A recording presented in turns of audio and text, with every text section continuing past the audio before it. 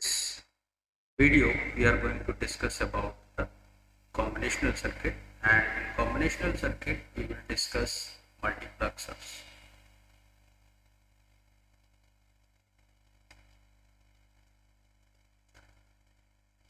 So as you can see, the multiplexer circuits, in multiplexer circuits we have many inputs lines and a single output line.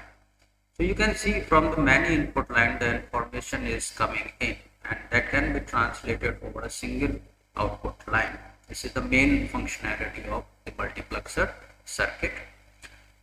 In this case, we can see the two input lines information is translated over a single line. So we can say this is 2:1 mux operation. You can observe with this diagram. And in this, and in general, what we can say that there are n number of input lines, and that will be translated over a single line like this.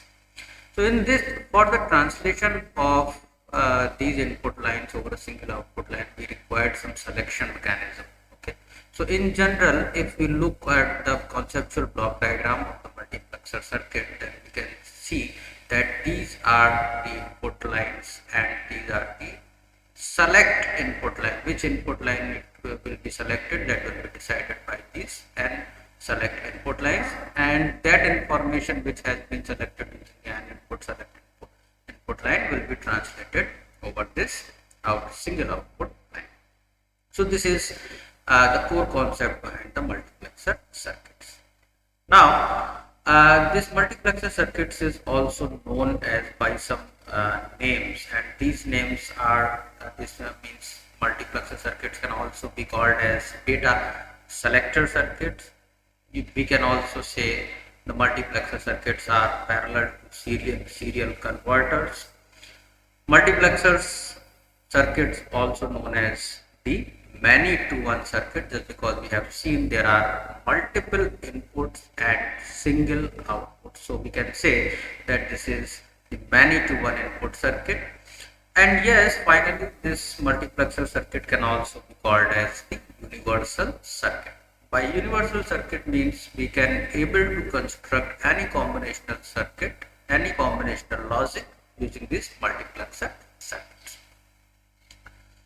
Now let's first talk about how to analyze these two mux. So we will start with the 2:1 mux, and this is the conceptual diagram, block diagram of 2:1 mux, in which there are two input line and one select input. See, there is a relationship between this input line and select input. You can see here. If you have 2 raised to the power n input line, then there to select these input lines you require n input terminal. Okay. So based on this concept, if you are having the 2 input lines, then you require one select input, and this is the one output line.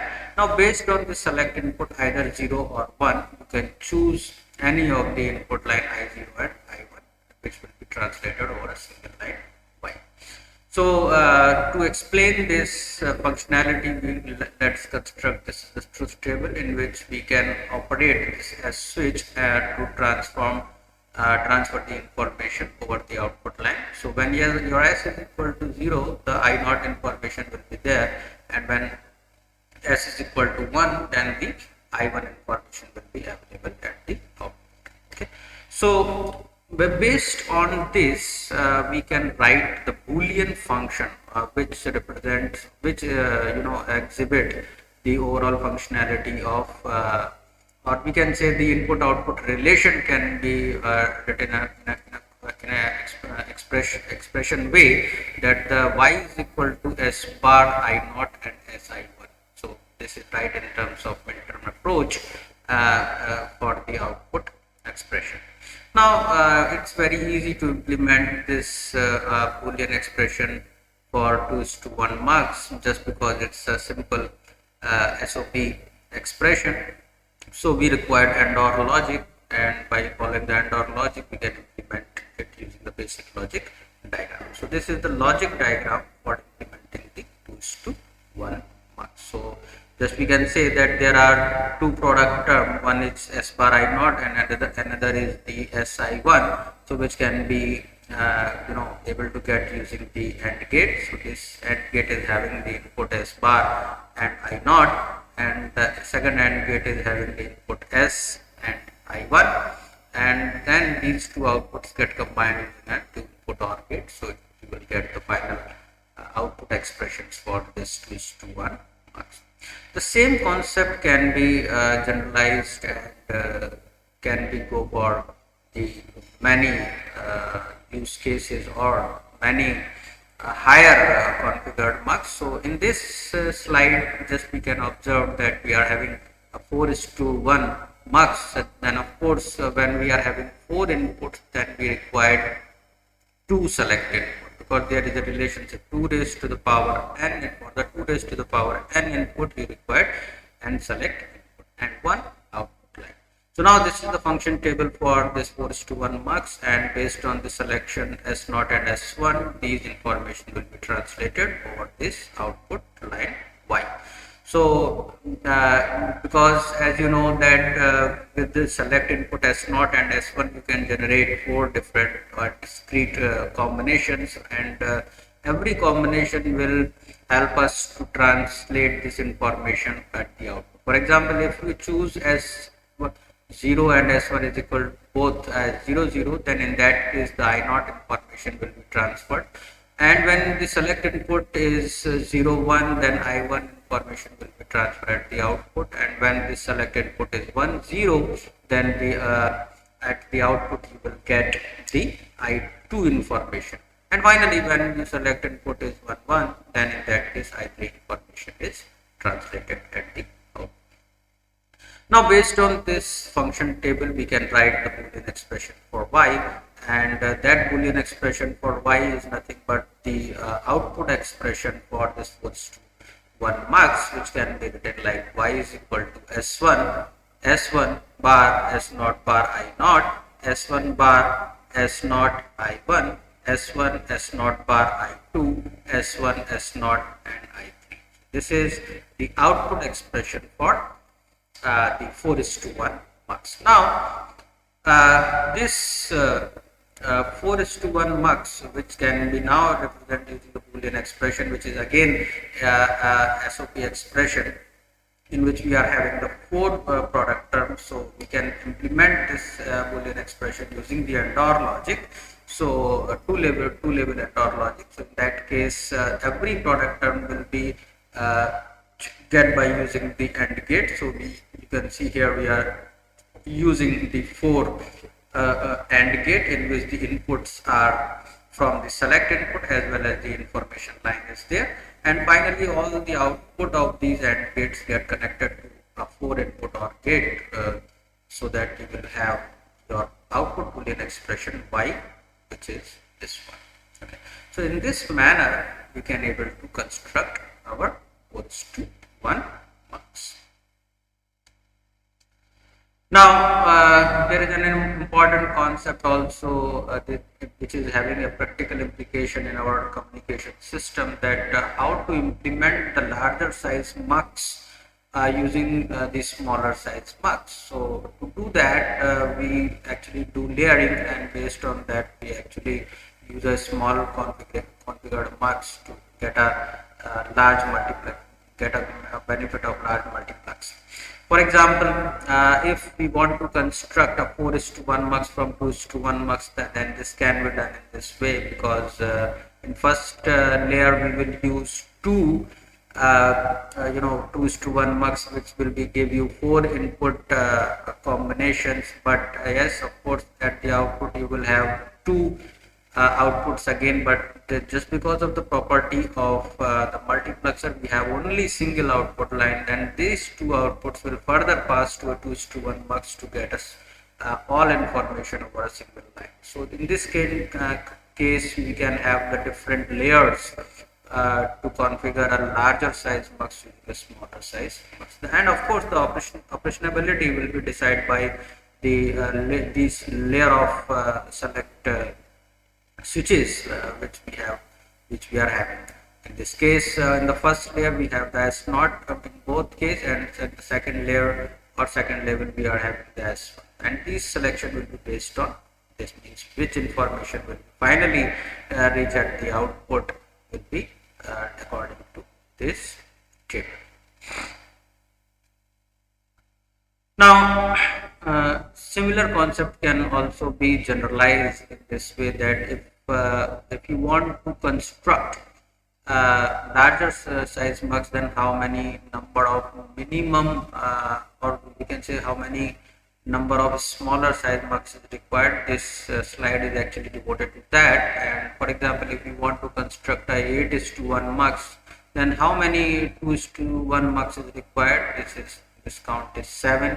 Similarly, if you want to construct a 60:1 mux, then how many 2:1 mux is required? This count is 15, and so on. So finally, if for example, if you want to make a multiplexing of 256 line over a single line, then you have to require 255 2:1 mux. So we can generalize this relationship in this manner, that if we are having a 2 raised to the power n cross 1 mux, if we want this, then and the availability is only 2:1 mux, then you have to require 2 raised to the power n minus 1 2:1 mux to implement that larger multiplexing.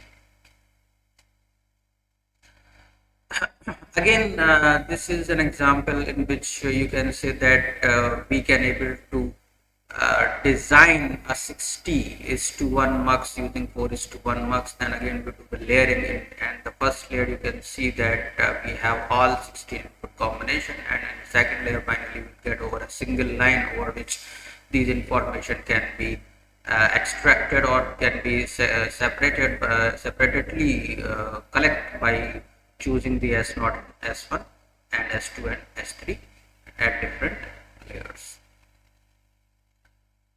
So this is one trick by which you can actually get the count of number of minimum size mux required to implement a larger size mux. So for example, if you want 64 cross 1 mux, and the available mux is of 4:1 mux, then how many such number of mux is required?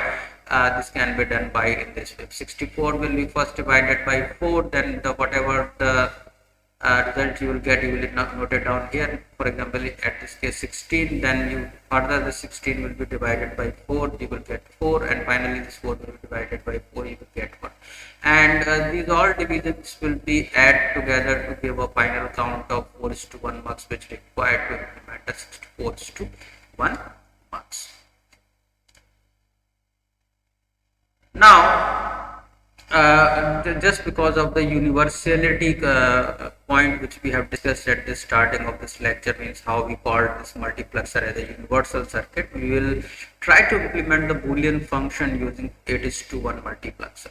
For example, if this Boolean expression is given to us, this is the SOP expression written in a compact form or midterm approach, means FABC is equal to sigma summation M within bracket 1, 3, 5 and 6. This is the Boolean expression is given to you, and you want to implement using 8:1 mux. So first of all, you have to draw the block diagram of 8:1 mux, in which you can denote the 8 input lines, and to select these 8 input lines you require 3 select input, 1 output line is there.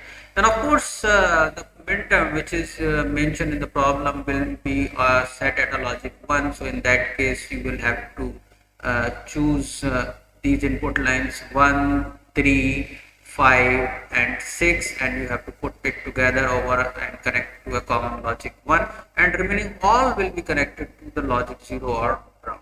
So in that case your output expression will be having this relation, means this will be y is equal to sigma m 1, 3, 5 and 6. So that's why you can, in this example you can see that we actually implement the Boolean expressions using the multiplexer circuits. So this is a very important and useful implementation, because as we know that any combinational circuit can be represented by the Boolean expression, and once this Boolean expression is there, you can implement it using the mux. Now this is again a variety of questions which can be framed from the multiplexers, and in which you have to actually implement the Boolean expression using a smaller size of mux, and but the problem is given for the more variable Boolean expression kind of problem is given to you. For example, in this case, in this problem, you can see that the three variable is given to you, and to implement the three variable case, of course you have to require a 8:1 mux, but what he is asking for that you have to implement it using 4:1 mux only. So how to handle this kind of problem means, first of all you have to write all the minterms in this way, like this is my input variables ABC, and these are the enable input MDR, or we can say we just mention this expression against the minterm. For example, here we have for again 1, we write 1, 3, 5 and 6.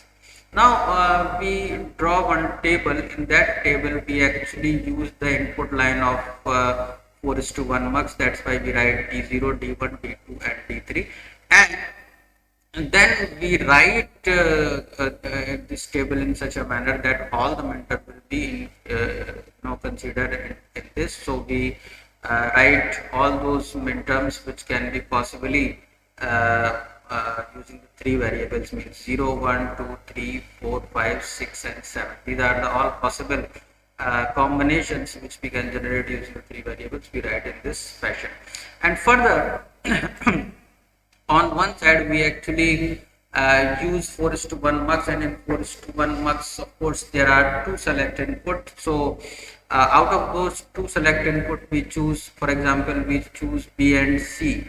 These will be on the select input line, and we have to then decide what happened with for the A at the input side, or what the contribution of A at the input side. So in that case, we will first write A bar here and then A, and this numbering is written in a very interesting manner, which you have to understand.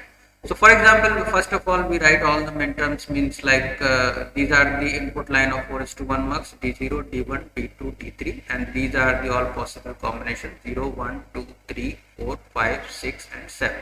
Now we will circle the minterms which is given into the problem, means we have to encircle 1, then 3, then 5, then 6, and now we have to write the corresponding input which we have to apply at the 4:1 mux. So that will be decided like this. If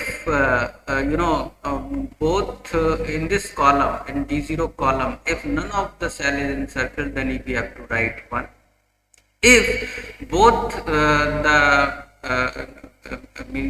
cells or both the minterms are encircled, then we have to write 1. And if any of the minterm is encircled out of 2, then we have to write the corresponding variable here. For example, if this is 6 is encircled here, then we have to write A, and in this D3 column we have this 3 circle which is corresponding to A bar, so we write A bar. Now the 4:1 mux is having these inputs. Okay, these are the inputs of 4:1 mux, including A as an input, and 2 variables will be on the selected input. So in this case, these are 0, 1, A and A bar. We will connect at the 4:1 mux input side, and we will have our output Y, and the B and C, these are the select. So this is a special type of problem can be asked and in your examinations and all, and a competitive examination as well. Now the similar concept can be used for again means higher configuration mux, means for example you have to implement the following Boolean expression using 8:1 mux, but the problem is given to you of 4 variable. means for four variable Boolean expression implementation using the mux, you have to require 16 is to 1 mux, but he is saying that no, you have to use 8 is to 1 mux. Then again you have to write that table, and out when we are writing that table corresponding to 8 is to 1 mux, then these are the 8 inputs written over here from D0 to D7, and out of these four variables you have, because in 8 is to 1 mux there are three select input, then out of these four input variable you can choose any of the three any of the three variables for selection, and one variable from the input side. So the same thing we have right, means like first of all the variable which we choose at for applied at the input side is p, and the remaining qrs will be treated as the select input. So in that case, first we write all the minterms starting from 0 to 15, which can be possibly means framed using the four variable case, and then the input to the leftover p will be written as p bar and p in this table. And finally we will have to encircle all the minterm which is given in this problem, means like 0, 1, 3, 4, 8, 9 and 15, and then if any of the column is having both encircled, then we have to write 1. If none of the means item in a column is not encircled, then we write 0, and if any of the item is circled, then we have to write the corresponding minterm. So in that case, finally, the for 8 is to 1 mux, these are our inputs, means 1, 1, 0, p bar, 0, 0, p. These are the inputs which we will have to apply at the input side of 8 is to 1 mux, in which we are having p as the input connected to the input side along with the logic 0 and 1, and the selection of these lines at the output, we have QRS as the selection. So these are our discussion for mux, and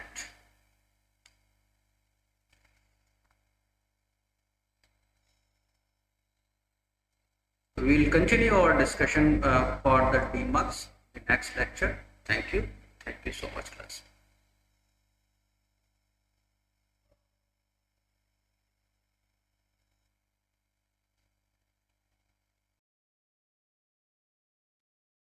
All right, so in continuation of our previous discussion, which was on multiplexer circuits, and let's also discuss the reverse part of this multiplexer circuit. And when we say reverse part, it means somehow we are talking about the one is to many kind of circuit, and which is one of the demultiplexer circuit. So in this in continuation of multiplexer, we will talk about the demultiplexing operation. Okay. All right, so we can say that the demultiplexer circuits are actually also known as the data distributor circuit. Data distributor circuit means data which is coming in serial fashion over the single line will be distributed to over the many output lines. So this is the functionality of demultiplexer circuit. So conceptual block diagram, in which you can see there is only single input line over which the data is coming, and that data will be distributed over many lines. So sometimes this demultiplexer circuit is also called as one is to many kind of circuit, in which over which output line the data will be translated will be decided by the n select input lines.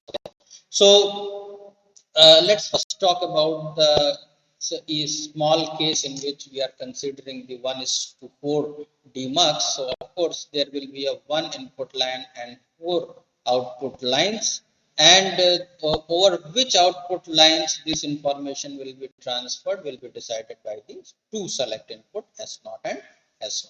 And this entire functionality will be explained using the function table or the truth table for 4 is to 1 demux, in which we are considering the selection input first, means S0 and S1. And as you know, with the two select input, we can generate four different combinations. These combinations are 0, 0, 0, 1, 1, 0, and 1, 1. For every pair of this selection input, only one information from this input line will be translated over a specific output line. And what will be that specific output line? We map in this table. Means, for example, if you choose S0 and S1, 0, 0, then your Y0 line will be connected to the input line, and the information over this line will be translated over the Y0 output line. Similarly, if you choose as S0 and S1 as 0, 1, in that case, Y1 line will be selected, Y1 output line will be selected over which the information will be translated. And similarly for 1, 0, Y2, and for 1, 1, this Y3 line at the output will be selected over which this information will be synced out. All right. So now the Boolean function or the expression to represent this entire demultiplexing operations can be framed as the four different output line expressions, which we can write as in this fashion. Means Y0 is equal to S1 bar S0 bar I, Y1 is equal to S1 bar S0 I, Y2 is equal to S1 S0 bar I, Y3 is equal to S1 S0 I. So these, in this fashion, we can illustrate the demultiplexing operation. Now, to implement this 4:1 demux circuit, or we can say the logic diagram for 1:4 circuits can be implemented using this, because here we represents a common information line or the input information line, and over which output line this information will be translated, which will be selected by the S0 and S1. Okay. So based on this S0 and S1, we can generate four different combinations, and those combinations will corresponding to the four different product term which we have seen in the previous slide. Means like this. This is Y0. This is the one term, second term, third term, fourth term. These are the product term which can be formed using the three input AND gate, in which the one input will be connected to a common information line and the remaining two input will be connected through the selection inputs. So we have in this case our Y0, Y1, Y2, and Y3 output line expression. All right. So yes, this circuit is quite similar to the decoder circuit, except the enable input terminals, means EX, Y, is exactly the same as the DMUX. Okay, so we can compare our this circuit, demultiplexer circuit, with the decoder circuit, because in decoder, if this information line will be converted to enable line, then there is no difference between the decoder circuit and demultiplexing circuit. Okay, so hence we can conclude here that the circuit is also known as the decoder demultiplexer circuit, and it is having n:2, and decoder circuit is equivalent to 1:2 raised to the power n demux circuit. Now, just we have seen that we construct a higher configuration mux from the smaller configuration mux. So in that, in the demultiplexing operation also, we can implement the larger demux using the smaller size demux. So here, this is the use case in which we actually implement 1:4 demux from 1:2 demux. So again, we do layering, and in that case, we actually data distribute in every layer to the corresponding configuration. Means, for example, at first layer we distribute the data in two parts, because we are using 1:2 demux, so one information line and two output information line, and then further these two output information line will be passed through at 1:2 demux in second layer, and that constitute to the separate two pair of output lines. So if you overall observation of this design, you can see that we have only one information line and many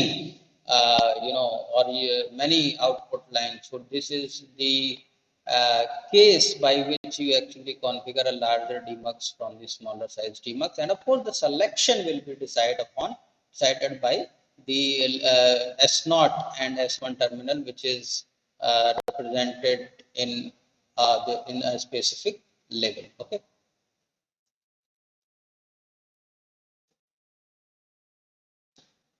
So